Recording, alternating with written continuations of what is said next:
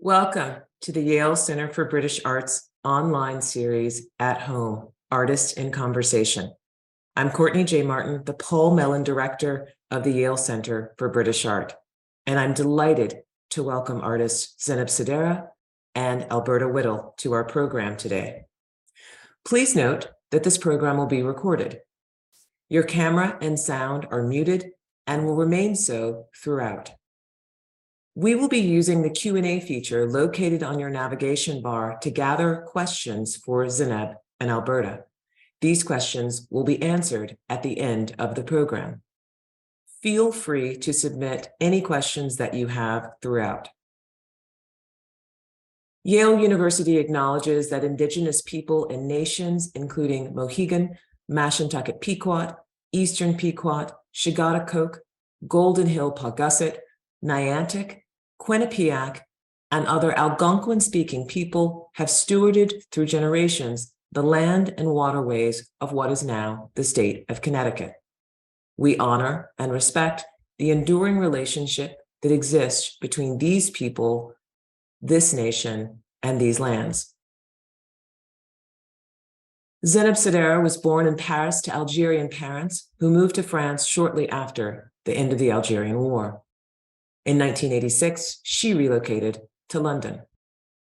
She received a BA from Central St. Martin's School of Art in 1995 and an MFA from the Slade School of Fine Art in 1997. Subsequently, she studied photography at the Royal College of Art.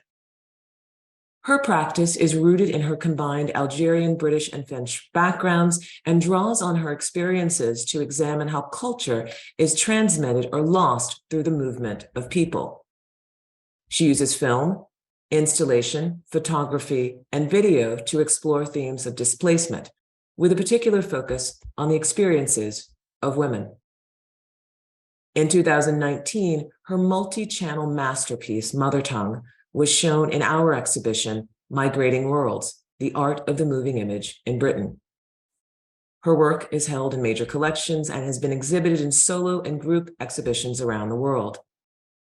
This year, she represented France at the 59th Venice Biennale. Alberta Whittle was born in Barbados. As a teenager, she moved to Birmingham, England, and later to Scotland. She received an MFA from the Glasgow School of Art in 2011 and is currently pursuing a PhD at the Edinburgh College of Art. In her practice, she uses self-compassion and collective care to combat anti-Blackness. Whittle choreographs interactive, site-specific installations in public and private spaces, in which she incorporates film, performance, and sculpture. Her work questions how history and society are constructed in the West and takes on the legacies of colonialism and slavery. In 2018, she was the recipient of the Margaret Tate Award for Moving Image Artist. In 2020, she received the Henry Moore Foundation Artist Award and was awarded a Turner Bursary, which was given to 10 artists in lieu of a single prize that year. This year, she too was awarded a Frieze Artist Award and represented Scotland in the 59th Venice Biennale. Alberta, Zineb, I'm so pleased to see you both here. This is such a nice time, I think, to come together. I want to bring our audiences in to the moment that we're in, which is, what are we, a week out from the closing of Venice. But I want to set it up just a little bit so that everybody knows, maybe not so much how the two of you feel, but how I think this moment has felt for so many of us watching you. I had said this earlier today, but in the run-up to this year's international exhibition of the most important art and artists of our times, there were 4 women who came from largely what one might call empire, or the British Empire, or the sort of longer understanding of Britain in our world, of which you are 2. Zineb, you represented France. Alberta, you represented Scotland. And I think for those of us who were watching this moment, it felt unbelievable, overwhelming, compelling, exciting, so many adjectives. Can each of you talk to me a bit about what it felt like to be selected by your respective nations in this way.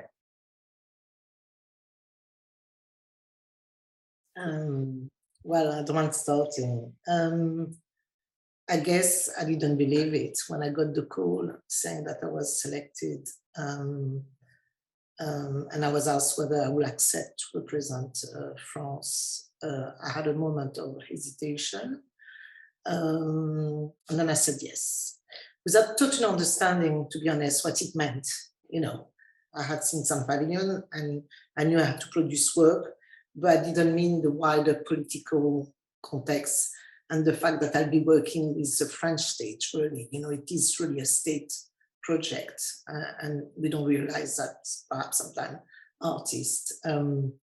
So yeah, so I did say yes. And of course I knew I was the first non-white or colored woman to represent France as an Algerian, you know, as an African. I was also the fourth woman. So I knew there would be a lot of not controversy, but polemics or discussion around that. And because of that, I felt I had to say yes. I had to be there because I realized that I was opening up the door somehow, or the pathway to perhaps other artists like me. And then from that moment when I was sure that it was okay for me to do it, for myself, really ethically, politically, etc., I went for it and I just tried to do the best I could do, really. Because it's a great challenge as an artist, because you're given a lot of opportunities to make work in a way never happened before, really. So, yeah. You know, similarly to you, I was really shocked when I was given this opportunity, especially because I felt like I was such an unusual choice, being a Black woman, being someone who's not born in the UK, not born in Scotland. We grew up in Barbados, has very strong roots at home. Most of my family still live there. And I felt really, in some ways, quite unsettled, but also I felt like this is a really interesting opportunity to, as Zineb said, you know, you get to be ambitious and explore facets of your work that you would not necessarily have the opportunity to do. And, you know, I think as an artist, this is something which I really hold dear. It is this chance to play, experiment, think much deeper about ideas that are really foregrounding my practice. But also, you know, and I don't know if Zineb felt the same way, there is kind of an element of risk in some ways about taking on this opportunity, because I think, you know, Zineb's work is very political, my work is very political, and you're really critiquing, you know, the state you live in like, in some ways, very deliberate and obvious ways, in other ways, more nuanced. But, you know, there's also this sense of, so that risk felt very much part of how I approached making the work, that I was determined to encounter this risk and kind of speak of that in some ways, because, you know, when I think about how the state is interfering with artists and thinkers and writers, you know, in the US against critical race theory, in the UK, you know, very much, I think there's a sense of surveillance sometimes about how artists and researchers are practicing, that I was really curious about where I would be afterwards, you know, and the kind of the potential repercussions of asking these questions of Scotland and by extension Britain and Europe, really. So there's kind of, it was a challenge I felt really ready to accept, but I was also very aware of the risks. But it was a very exciting opportunity. But at the same time, what was very interesting is that this country that we criticize, as you said, Alberta, were giving us the space. Exactly. Openly. So we couldn't say no. I mean, it was like just... No, well, you can't say no. You can't say no. But it's also, you know, like, it's this gift. It's an incredible gift. It's this incredible opportunity. You know, I think you know, as an artist, you want to be able to play and think bigger. You do, but there is that you know, what will happen afterwards? Is there going to be a punishment almost now for making this work? I don't know, Zineb, if you felt the same way, but, you know, you're kind of like, you're almost airing the dirty laundry that people would rather you forget, maybe. But also I think that, you know, this, this opportunity, this kind of, this chance to explore and make and think on a bigger scale, it comes at a really particular moment, I think, globally around conversations that are, you know, shifting and changing. So there's a great curiosity now, you know, now that we're at the end of the project, to think about, okay, where is this going to go? And for me, you know, the work is going to the National Gallery of Scotland for this exhibition at the end of March. And so I'm really curious now, okay, how will this feel now that actually we're no longer removed from our context? When I'm now actually going to be in the country to which I'm critiquing and thinking about and trying to kind of like open up these conversations. So that prospect is really exciting as well. Also quite intimidating, but yeah, it's very exciting. And I must say that mine was just after being told or being asked if I wanted to be representing France. My situation was different from Alberta, because I was received by a small group of people in France quite badly, who tried to remove me from the pavilion. So I had one day or two of happiness, and then it fell into a whole polemic where they didn't want me to represent France. So, I mean, I'm not going to go into that now. People can probably read it online if they want to, whatever. But anyway, it's gone. And so with the success of the French pavilion and with the type of work I did with French pavilion and the reception of the press, the French press of the French pavilion, I mean, there was one thing about, you know, the whole experience was like, wow, I did it. And it was a success. Not a success in terms of perhaps the quality of the work, but the fact that I managed to do the whole 7 months without being attacked again and without people, you know, coming back to this idea that I shouldn't represent France. You know, it kind of died out, and people at the end had to realize that in some ways I was, you know, as worthy as any other artist really to represent France. So that was kind of a plus for me to manage to do that journey without encountering more problems, you know, in terms of who I am. Anyways, and just a little thing on the side. You know, it is interesting, though, because if you look at the location of both Scotland and France at this moment, so, you know, we are a good number of years out from the referendum in Scotland, where I think that the sort of assertion of a possible independence for itself signaled something for the rest of the world about Scotland relative to Britain, whereas I think that often, you know, coming from this side of the Atlantic, many of us do not have enough of an understanding about the relationship of Scotland to England, right? And so there is a way in which now, Zineb, I look at the choice of France to pursue you. You know, is this a conversation that can only happen post-Brexit? You know, 3 years ago, you know, are they looking at, you know, what is happening now and thinking, you know, this is someone that becomes interesting to us exactly because that idea of a former nation state breaks up. And so France then goes back to revisit additional artists for itself. I don't, in the case of France, I don't think that was the choice. I just think that the French government got so criticized for always having, you know, non-white, white people, you know, representing France, that they had to listen this time. And I'm sure the criticism came from many, many years ago, but this time they decided to put together a jury of an international jury, if you want, and they did mention to the juries that they wanted perhaps a different demography, perhaps a demography that reflects the demography of France. And therefore, everyone in the jury brought artists that normally would have made could have not made it. There.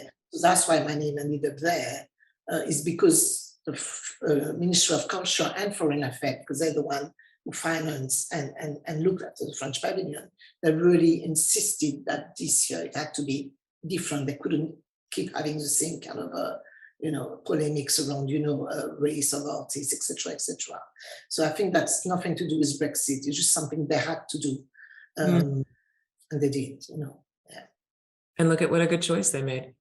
I think, you know, I look at both of your projects for Venice, so to speak. And so we can Google and find all of the images, which are incredible and lush. But just, you know, simply for the audience, both of you gave us large scale installations that heavily incorporated standalone objects and film. And in your case, Zineb, there were also performers as well. Mm-hmm. Can you give me a sense of the complexity of going into a space like that and having that kind of technical interaction? You know, film is a major proposition. Installation has so many moving parts. It would have been, in some ways, both understandable and also very easy to have something very simple. You know, all of the work has to remain after the opening and before the closing for all of those months. It has to remain largely unseen by you, the artist, during that time. So you have to trust that the work is okay. Was installation in and of itself for both of you a risk? Yes, definitely, because of the flooding. So our pavilion is at risk of the flooding in a really big way. And can you just tell the audience what you mean by flooding? Oh, of course. So, you know, Venice is obviously has, you know, this history of the water rising. You know, it's situated within a lagoon. And 3 years ago now, 2019, when Charlotte Proger presented her installation in Venice, this was a particularly bad year with the acqua alta, which is the rising water. And there was terrible flooding. And I know that, you know, different accommodations were made to interfere with this and to protect the city. However, this is also run from Rome. I don't think it's even run from Venice, you know, when they decide to put in these measures. And so when we were preparing the pavilion, we had very practical considerations because we're literally situated on the edge of a canal. Mm-hmm. And when I was thinking about the work, because, you know, a very big preoccupation of mine is really thinking about climate colonialism, climate catastrophe. And at the different points when we were going on research trips to see the pavilion, I was always highly aware of the water levels. And at different points, the water it was almost like a drought. There were times when, you know, and this also lent itself to give me different materials to work with. So where my pavilion is situated, it's a working shipyard, and it is a couple of meters from the water. And at one point when we were installing in the end of March, the water had receded so low that myself and a friend, Chris, were able to go down and actually pick up clay and sediment from the bottom of the lagoon and then build that into the clay beads and objects that were then in the installation. And then by the time we returned last weekend, the water was so high that it was almost getting ready to break the barriers, to go over the edge. It felt incredibly high. And the nature of the work being quite fragile, you know, we did have a lot of concerns, but there were a number of risk assessments that my wonderful team put into place to, you know, to kind of like make sure the work was highly protected. Which is interesting because you were also interested in the environment, in climate change, Absolutely. In those questions within your work as well. So it's sort of an internal and external conversation for you.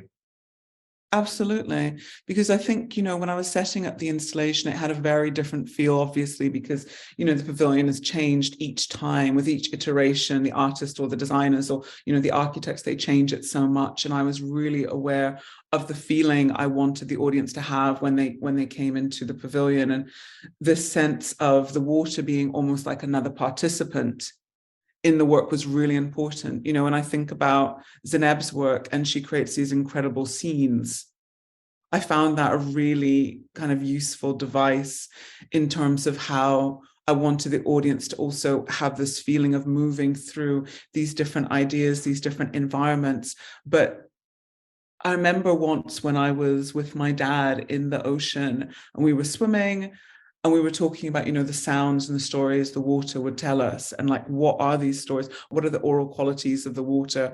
And what's kind of like, what can be transmitted to an audience? And so the water became this other character, this other avatar within the work, because we kept the doors, open, and had this, we made these gates, which became a choir. And they became this way to really think about the sound. So with each part of the gates, we put in these little triangular pieces of glass that then responded to a particular part of the score in the film.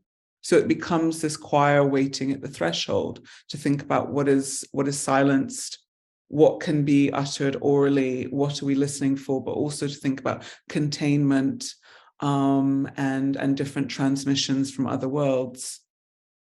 Yeah. Okay, in my case, the idea of using installation happened quite naturally because I was going to film a film. I was going to make some set design, some decors for shooting some scenes in them. And I had to make them somewhere. And I decided we were looking, I remember, in Paris and London for some film studios where to shoot. And they cost a lot of money. But then suddenly I thought, no, it's got to be the French pavilion. The French pavilion has to be the film studio. So we went into the French pavilion in January when it was extremely cold. And we built all the set design there and we shot the film in there. And then I decided to leave the decor and the set design as artworks. So it was quite straightforward, quite simple, and it happened quite naturally. So yes, the decors, the accessories, the costumes, the makeup, everything used to make the film, the lighting, the cameras, everything was left there to be visited during 7 months. And like Alberta said, it was for me very important that the audience participates or creates its own film. By going into the spaces, takes themselves photographs of films in the space. And I can tell you, I was bombarded in 7 months by millions of people taking photographs of themselves in the decor and sending them to me via Instagram. So I was very happy of that result.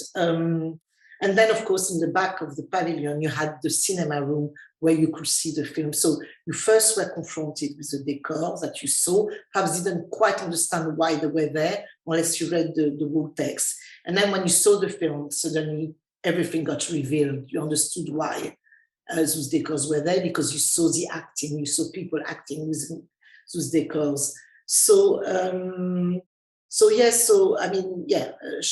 Showing the decors as artworks was the only way I could really work in the pavilion and to include the whole project, because it's a film. My film is a film about my life also, but the cinema, the history of cinema, or a certain type of cinema that was created in the global south in the 60s, 70s, a kind of militant cinema.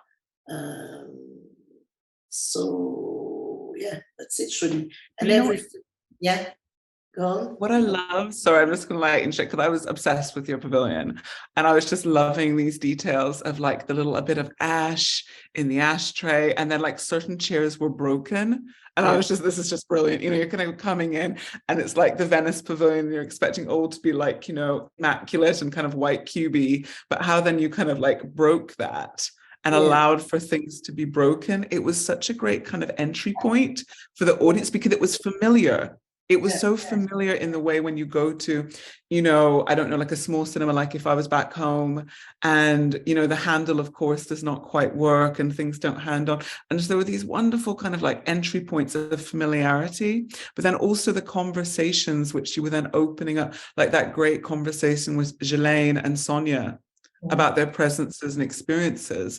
It was a really, like special gift to have this very intimate moment, that was shared as well. Can I just stop for a second, Zineb? I just want to tell everyone Ghislaine Tawadros, who is now the director of Whitechapel in London, and is a noted curator and cultural creative for a very long time, and someone that has worked with you extensively.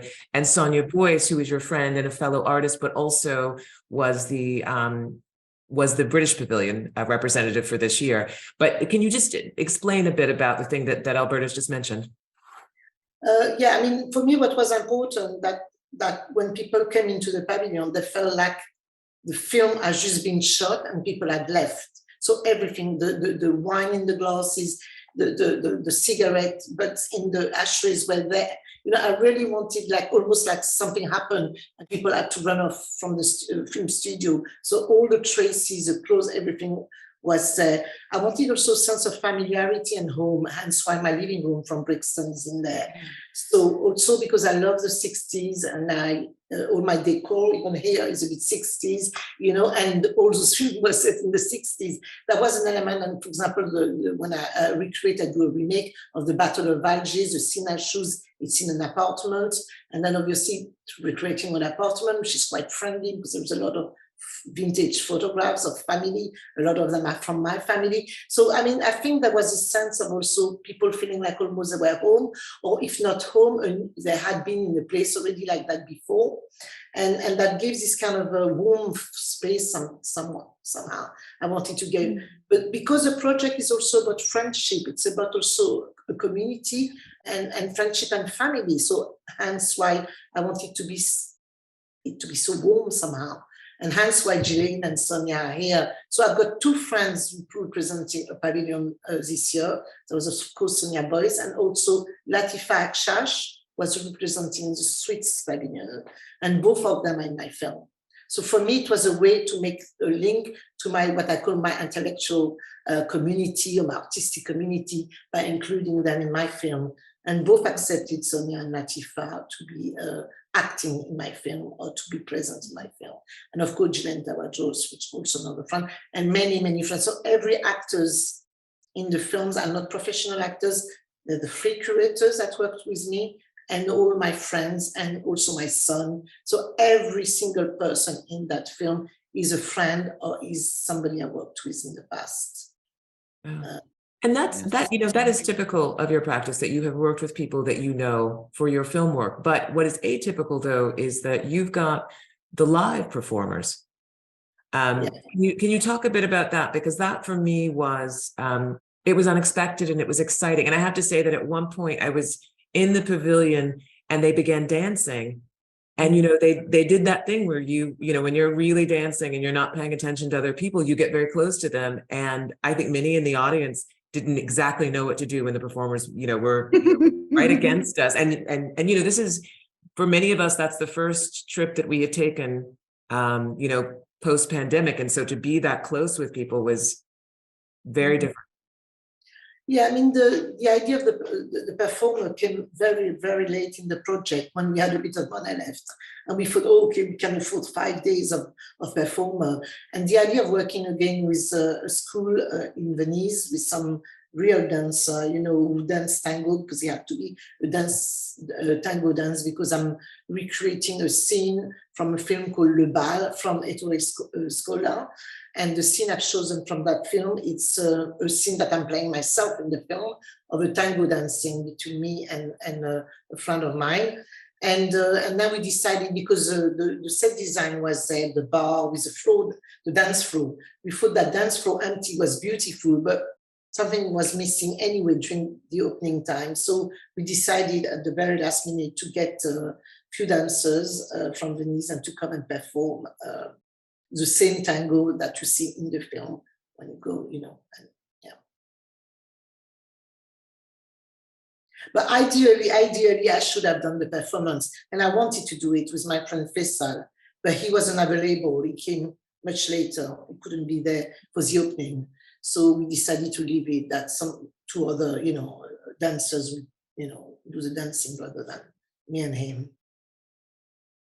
Can I ask you about dance a little bit? It's just, I was really captivated with how you used dance within the film.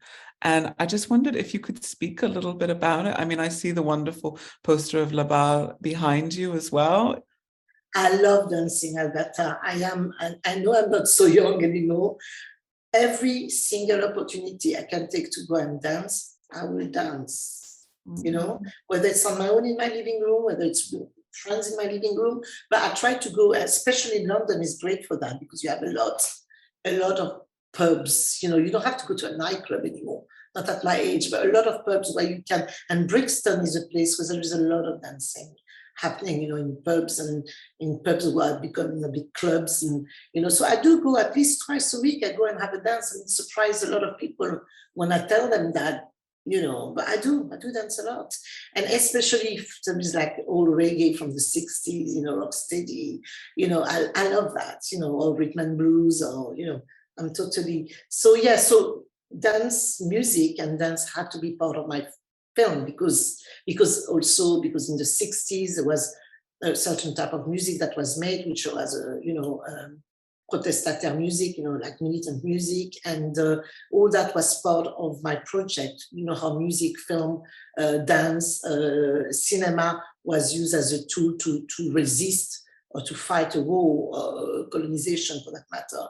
So music has been always very interesting from the time I was little, when my dad used to make me dance on Kulthum, and I was doing all the Arabic dancing from when I became a teenager. Wow. And I was dancing on James Brown, so it's totally connected to that, yeah. That's amazing. Did either of these projects for you change, or have they changed how you think about your work going forward? I don't know, perhaps work, in my case, perhaps work with more ambitious installation, bigger size objects, a bigger size installation. And before it was always contained as, of course, installation, film installation, multi-screen in a black box or whatever. I want to play more with sculptural elements now, I think. I think I'll carry on probably a bit more with this idea of the cinema of that period, but more physical stuff. I don't know about you, Alberta. I would say the same. I would really say the same. I think film has become a really important part of my practice, and it's kind of almost become like a kind of punctuation for how I really think about the world and my presence in it, and different kind of issues that concern me. But I'm thinking more and more about the audience, as my practice kind of builds and changes and shifts. And so for me, installation has become this really important way for me to take care of the audience, but also to kind of explore the kind of materiality of different kind of elements, but also how scale, just to kind of as you say, go a bit bigger, but also allow for there to be this journey within the work. I think having in my case a couple of rooms and also the outdoor space, you could consider that a third space to really tell these stories, has been really important. So I think continuing along this line of inquiring and playing and experimenting with more sculptural materials feels really important. It's very interesting the way you use also just video and screening onto three-dimensional objects. This is something I've never done, so it's projected on the wall or whatever. But the way you include also object and three-dimensional elements around the video is really interesting. Because it's part of how I edit as well. So I actually did more kind of sculptures and more textile sculptures before I was making film. So for me, when I think about making film, it's actually from this idea of being a sculptor. And so when I'm editing, I edit actually on just my laptop most of the time, but then I have a monitor, which I have on a standing desk, and I really need to move it around the room so it becomes very bodily. I want it to feel very bodily. And even when I'm doing the test screenings, it's always about moving around the space to see how it feels at different vantage points. So for me, I can't, I really struggle when I show something on a monitor. If I show it on a monitor, the monitor has to have almost there has to be some sculptural kind of element. So it has this support. It kind of feels like there's, it has a different presence than just the film, almost sitting on its own. I really prefer to create a mise en scene, something which almost ties in the audience with the film, with the experience. It's all about the experience, and I think how, this idea of cinema when I think about your work, it is cinema. It is not necessarily, I can't imagine watching that on a monitor somewhere. That would just feel crazy, but like seeing it in that setting with the cinema chairs. And again, that there's such a sense of familiarity. And I really mean familiarity rather than nostalgia in terms of how we enter your spaces, your environments. And there's this sense of, okay, I'm already kind of a bit relaxed to come in because I'm familiar with these settings, and I can come in and then almost think more deeply about the ideas that are here for me. And I think it's a really sensitive but also sympathetic way of experimenting with space and working with the audience.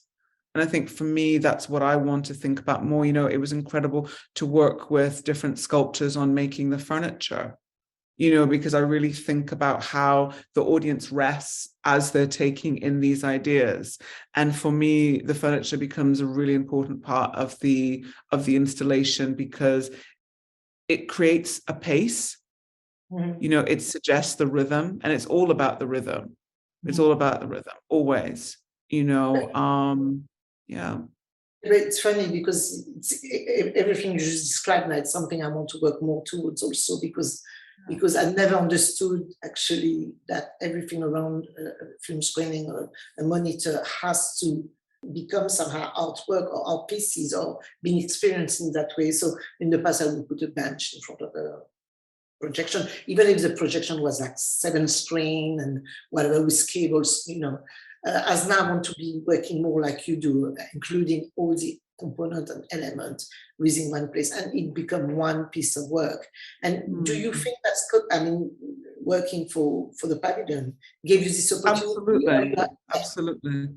No, I think, it was a really important chance to kind of, as you say, like, I get really I struggle sometimes with really sitting and watching a long film. Like I get really restless. I can get really restless. And so for me, I'm always thinking, okay, how can we slow down? How can the body slow down when it's taking in these ideas? Because sometimes, you go and see something and you're being herded from one bit to the next. You're almost being pushed by the audience. And I wanted my pavilion to feel like a place you could rest, that you could take some time and think about it as a space for hospitality. But also, collaboration is really important to me. And I'm very lucky that I have some incredible partners that I'm working with on different projects. So it meant that they could also be part of it. So I work with this incredible team at Grand Union, which is a space in Birmingham in England that also runs studios. And we did this project with these incredible women, most of whom had experiences with being incarcerated. And we worked together to make this tea blend. And the tea blend, is something which they're entirely responsible for. But we then brought the teas to Venice. So then if you are there, you can also have this tea that has its own healing properties, that has been designed and devised by these incredible women. So for me, I think going forward, I want there to be more space to slow down. Like I'm really interested in that, where each work can kind of suggest these moments of tenderness. I was very lucky that I was able to show this painting my mother did of me, when I was 7 years old, and like, again, kind of really kind of create these different textures for the body for the visitor's body to respond to. So it's not just one thing, it's many things. It's many ideas, it's many things for you to rub up against. And I think that's why, when I went to your pavilion, I like that I could, I know there's a little sign saying, okay, go in this direction, but you can also go in the other direction, and you kind of encounter these different little auras, but also like, I don't know what the word is, like pieces of humanness that were happening. And, when you said it was a white cube, it stopped being a white cube for me, and it was really stopped being that. Yeah. I mean, the element of playfulness, playing in the space, was an important one. And it felt a bit like people were saying it feels a bit like being in a dollhouse or playing in a dollhouse where you place, of course, that you don't place anything, but you place yourself actually in the space. So it had this element of playing, playing games or playing hide and seek or playing a film or whatever. So this idea of playfulness was very important for me against the bigger political kind of statement I was making, humor also, joking, self-derision, also was very important for me. So anyway, and yes, thanks to the large budget and the support of an amazing technical team I was working with, we're able to do it. But you're right, it demands a lot of collaboration and good collaboration, and in my case, I think what this experience taught me is that I want to work with people I get on with and with people who are good, obviously. But sometimes you work with people who are really good, but there is no relationship or no real connection, familiarity for me. I mean, family for me is really the key. And this, although it started with this polemic, as I was saying, ended up with so much love and warmth and friendship and laughter. We just laughed and loved from beginning to the end, And for me, this was one of the most joyful projects. People would have thought it would be stressful, and not at all. For me, it was funny, agreeable, joyful, and I just did whatever I felt like doing without thinking too much about it. Of course, like you in the editing, boom, boom, boom, then when things appear, But initially, I just would not do whatever you feel like doing, and then you'll see what you keep, what you don't keep, And and in that sense, it was not restrictive as often. Unfortunately, we end up having a restriction of budget, of space, or whatever. So but perhaps Courtney has a question for us. No, this is your conversation. I'm just here. I'm just excited to be here. So Zineb, what happens next? Does the whole project go to another institution? Will we, is there a space for us to see it, for those of us that did not go to Venice, or for those of us that would like to see it again? What happens now? There is, it's going to Berlin at the Hamburger Bahnhof in February. And then it will possibly go to London. I can't say yet for sure. It's definitely going to Abu Dhabi, and we're planning something with Lisbon also. So there's potentially 4 venues. We'll see. That is exciting. And do you think for yourself that it is, everything that happened in Venice just goes directly, or do you get the opportunity to reimagine? Those 4 venues are like literally they're taking the pavilion. Of course, for each spaces it changes, and we're rethinking each time because the budget are not as big or whatever. And I'm also excited to challenge myself to present the project in a different iteration. For the Gwangju Biennale, because I'm doing the Gwangju Biennale, I'm just showing the film, but we'll be reworking completely the installation, and I might add a little thing to it because I can't have the whole pavilion because it's in Berlin. So I'm quite happy also to propose bits that were the pavilion with other bits, to kind of mix things up a bit. But as the pavilion itself is going normally in 4 venues, Okay. And Alberta? Yes. So we're taking the pavilion to Edinburgh, to the National Gallery, and it's actually going to become a much more expansive show. So we're being given the ground floor, and they are, I'm trying to think, I think it's something like 8 rooms, so 8 rooms. And so the work is really going to be expanded, but also I'm bringing in some new work and showing some work that's been informing the conversations that, happened in Venice. And I think, like Zineb, I'm really curious about, how do things become reconfigured when they come into a different space? Because they're different questions, that I feel like are important as work moves around the world, where it moves into different contexts. And something that's been really beautiful that's been happening throughout the run at Venice is the films have been shown at different spaces in Scotland.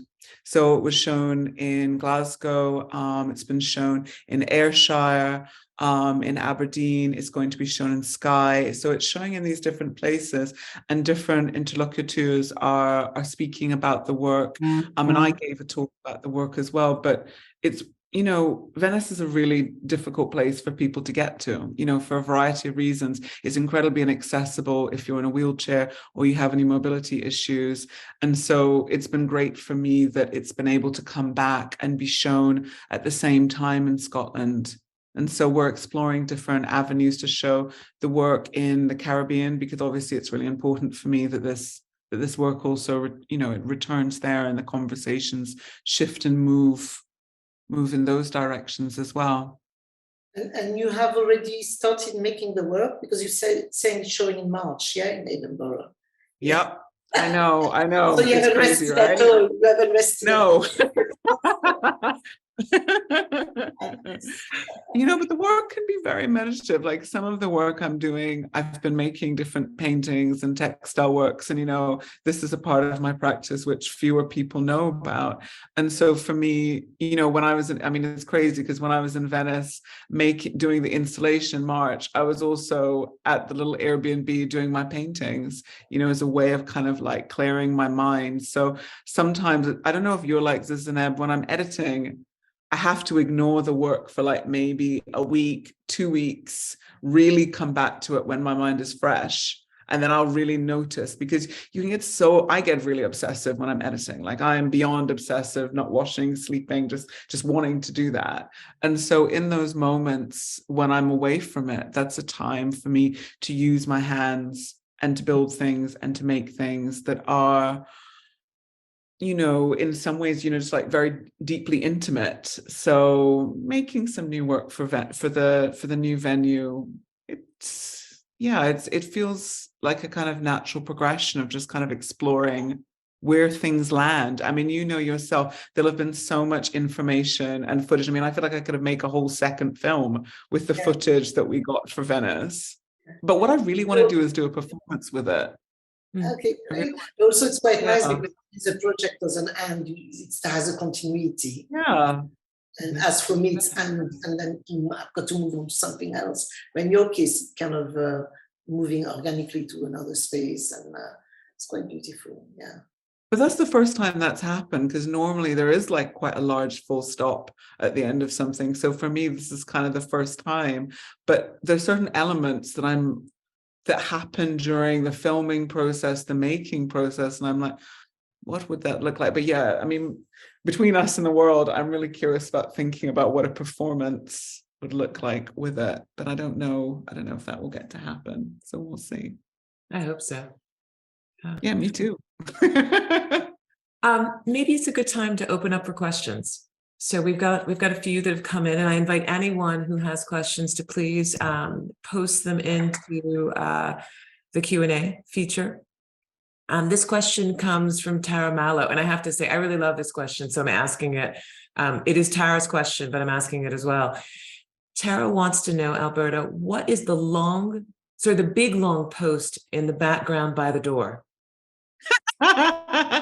I am in the midst of moving studios. So we had like a big build renovation. So I'm going to show you the chaos that is actually my studio right now. So we're just going to try and turn this around. All these boxes. Let me unplug for a minute. Wow. We lost your sound. Alberta, we lost your sound. Oh, sorry. So that giant long post is actually a shelf that's waiting to be put up. So that's what that is. So it's a whole new studio at the moment. It's very disorganized, but so waiting to put up that shelf. Wow. Big build happened. I feel like that's one of those questions that you sit there and wonder the whole time. But incredibly, Tara, I'm really glad you asked it. Yeah. Ruth Novacek asked this great question.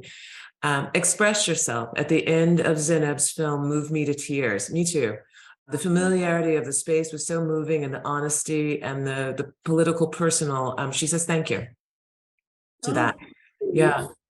I think, can you just give the rest of us a bit of an understanding of what she's talking about there? Yeah, I mean, you have the film that starts with a song called Express Yourself. I can't even remember because there is two singers who did it. So I think this is the right version. And I wanted the reggae, the ska one, but I didn't get the right. So I got the original one, which was from Brown Wright or something like that. And which is a beautiful, but more rhythm and blues and reggae version. But I thought it was just in terms of the lyrics, it was very important for me to use it in my film. So at the end of the film, you go back to the Express Yourself, and you have me dancing while the song is there. And basically, what I'm saying is that you just express yourself, whatever happens. Let's keep dancing to the tempo of life, something like that. So, it's talking about, whatever tough time we might go through, let's still move on and let's keep dancing and let's have still hope somehow. So it's very much a project looking at to the direction of hope rather than stay in the past somehow.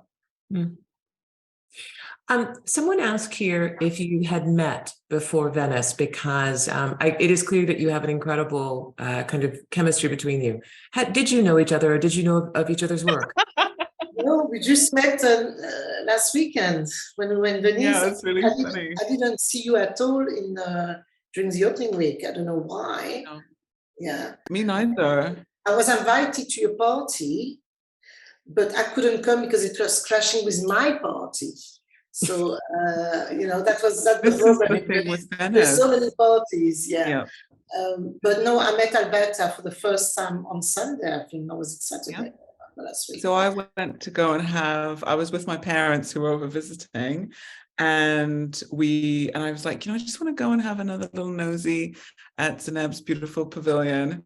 And I kind of sneaked in, and then I saw her and I was like, I'm just going to go and say hi. But I felt a little shy to go. She looked very important and very busy. You should have. Yeah. Well, we got to say hello at least. Yeah. We've got a meaty question here from Chloe Glass, who asked that you've both talked about how your practices have changed as a result of your Venice pavilions. And she's wondering whether museum practices have changed.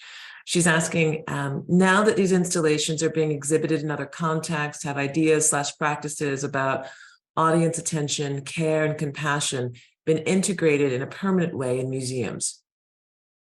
This is a really great question. So, I've known about this museum show in Edinburgh for a while, and I'm working with the wonderful Lucy Askew and Simon Grooms there. And, we were very conscious of actually thinking who is coming to this exhibition.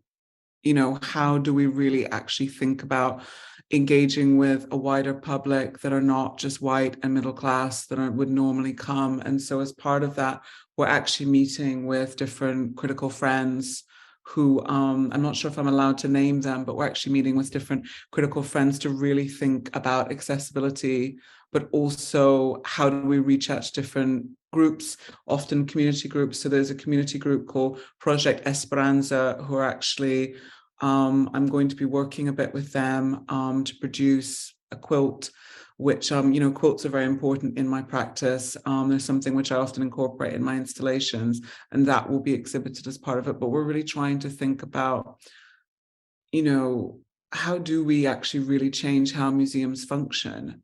And it's a strange time in the UK because of the energy crisis and because of the high cost of living, so is this, it's even just kind of saying this is going to be, a space where the museum becomes like a heat bank where people can stay warm, when there is so much scarcity. So this is, and accessibility has been a big question for me for a while anyway. So we're very lucky to be getting, a lot of support from critical friends in terms of how this work will shift. And I think that does actually kind of show a really big shift in museums and the questions which they're asking of themselves.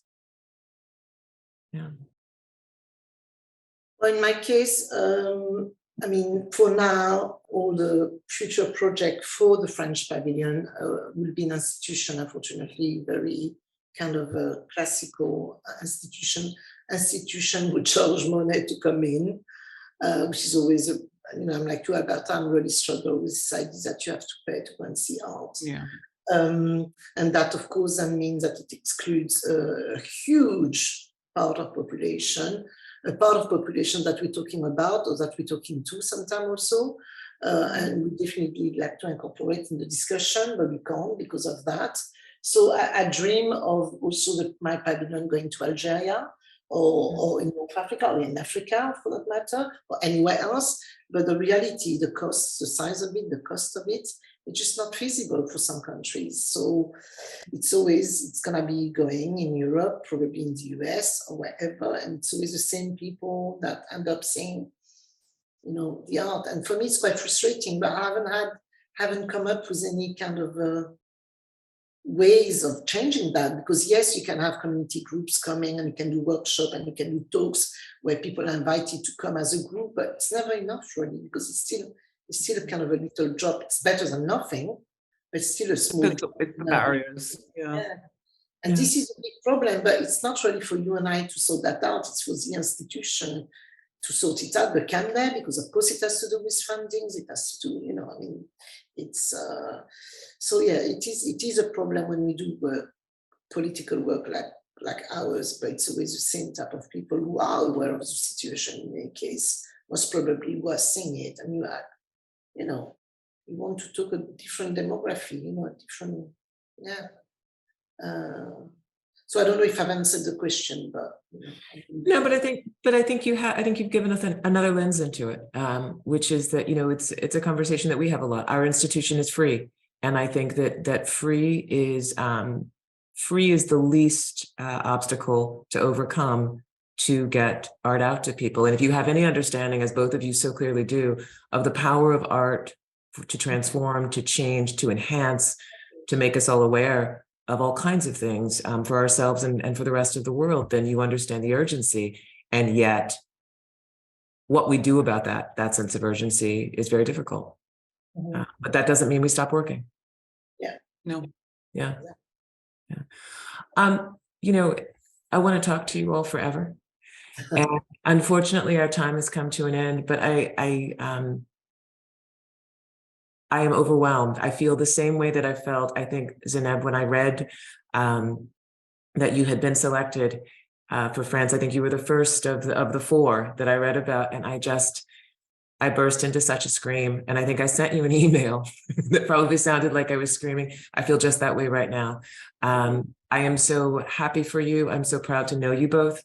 I am so elated that this work has come to the fore in such an incredible way. And I only wish you more and greater success. Thank you so much for coming and being with us today.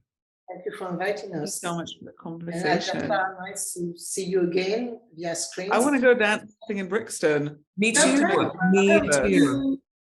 Ask Courtney for my email, contact me on my telephone number, come to Brixton. You know what's happening. Thursday night is the best night, so Thursday night is always the best night to go dancing. It is. I agree. It totally is. I'm there. I'm with you. And you too. All right. Okay. Yeah. Bye. Thank you. Bye-bye. Thank you both. And thank you to everyone who watched today. I appreciate you coming. Bye-bye. Bye.